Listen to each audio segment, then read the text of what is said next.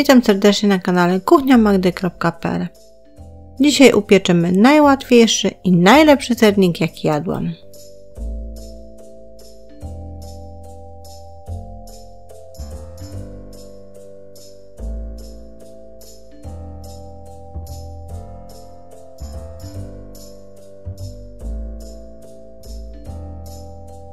Sernik jest na spodzie półkruchym, a więc musimy zrobić ciasto półkruche. I potrzebujemy do niego 290 g mąki pszennej, 4 żółtek jaj, 170 g masła lub margaryny, 90 g cukru, 1 łyżki kwaśnej śmietany 18% i 1 łyżeczki proszku do pieczenia. Bierzemy sobie większą miskę, wsypujemy tam 290 g mąki pszennej, 100 g cukru, 1 łyżeczkę proszku do pieczenia, dodajemy 4 żółtka jaj, 1 łyżkę kwaśnej śmietany 18% i posiekaną w kostkę 250 g margaryny lub masła. Czyli tak naprawdę dodajemy wszystkie składniki na ciasto półkruche i teraz wstępnie nożem mieszamy te składniki. Po wstępnym wymieszaniu odkładamy nóż, a już ręcznie teraz wszystko ze sobą łączymy. Pamiętajmy, że ciasto kruche czy półkruche nie lubi ciepła, więc zróbmy to w miarę szybko. Ciasto zmienia konsystencję, jak Państwo tutaj widzą. A na koniec formujemy jakiś kształt. Zawijamy w folię spożywczą.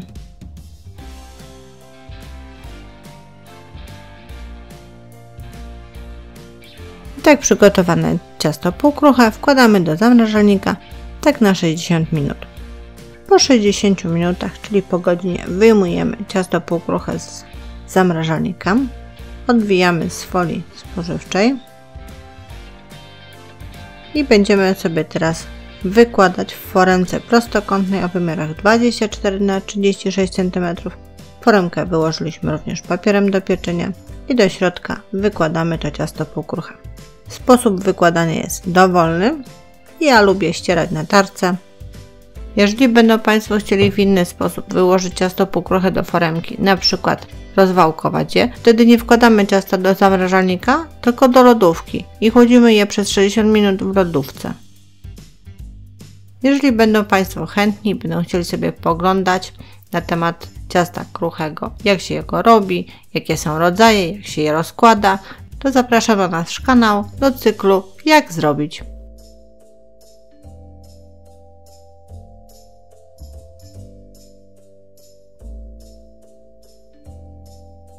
A ja już wstępnie ułożyłam spód ciasta, chcę go jeszcze tylko troszeczkę wyrównać, używam do tego szklanki obsypanej mąką. Spód wyłożony, ułożony, odkładamy foremkę, zajmujemy się masą serową.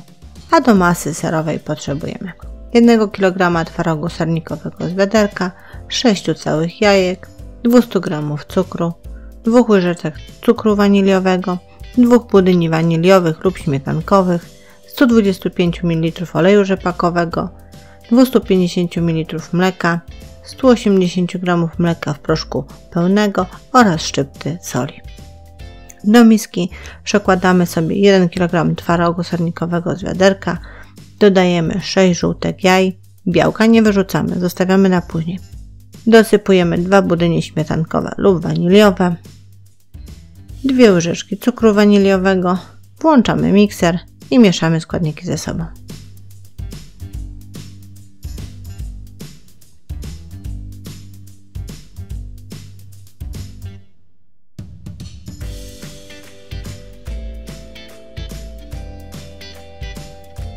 Wszystko dokładnie wymieszane, to teraz małym strumieniem dolewamy 125 ml oleju rzepakowego i ponownie wszystko dokładnie mieszamy.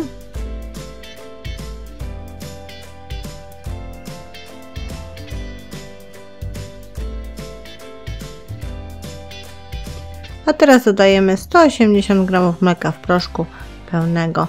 Robimy to partiami, łatwiej będzie rozmieszać wszystko i wymieszać.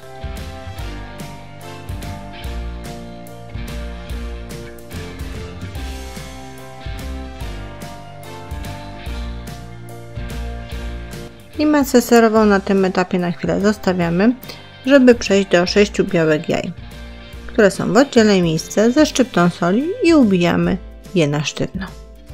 Proszę się nie bać, ubijać dosyć mocno, dosyć długo.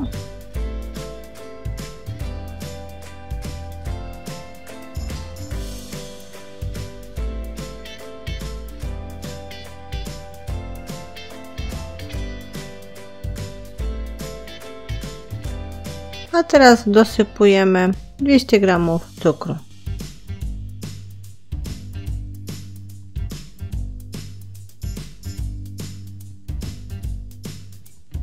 Po dodaniu ostatniej partii cukru mieszamy dotąd, aż nie będziemy słyszeć tego chrzęstu.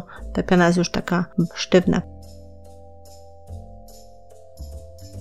Do tej piany dodajemy powoli na zmianę raz przygotowaną wcześniej masę serową, a raz odrobinę mleka z całej ilości, którą mamy 250 ml.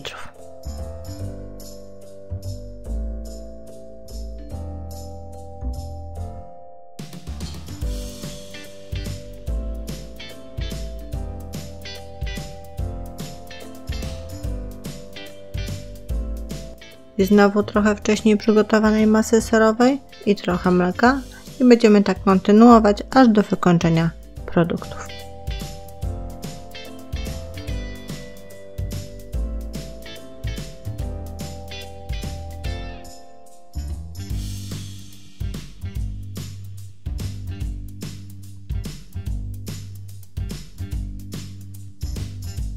Wszystko dokładnie wymieszane. Masa zrobiła się luźna, jak Państwo widzą, dosyć płynna. Wracamy wobec tego do naszej foremki z wyłożonym na spodzie ciastem półkruchym i wylewamy masę serową na wierzch tego ciasta.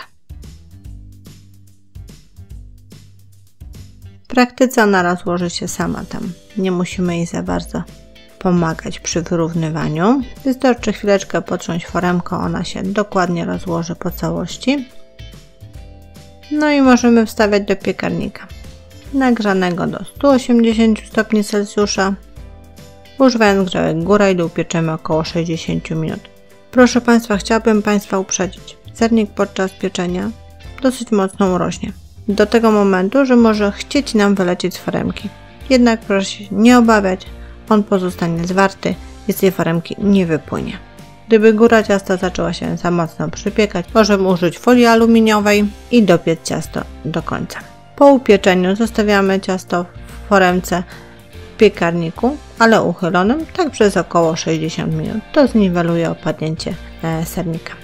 Po tym czasie wyjmujemy z piekarnika i całkowicie studzimy. Teraz, jak tu Państwo widzą, odcinamy ranty sernika od brzegów foremki.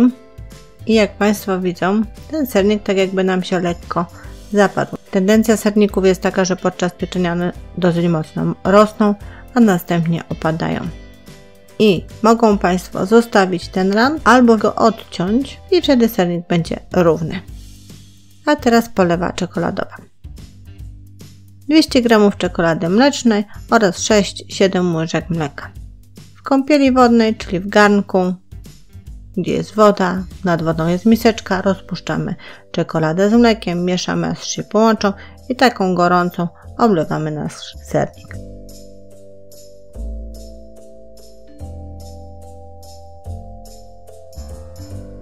Sernik wkładamy do lodówki, żeby polewa dobrze zastygła, no i oczywiście przechowujemy go również w lodówce.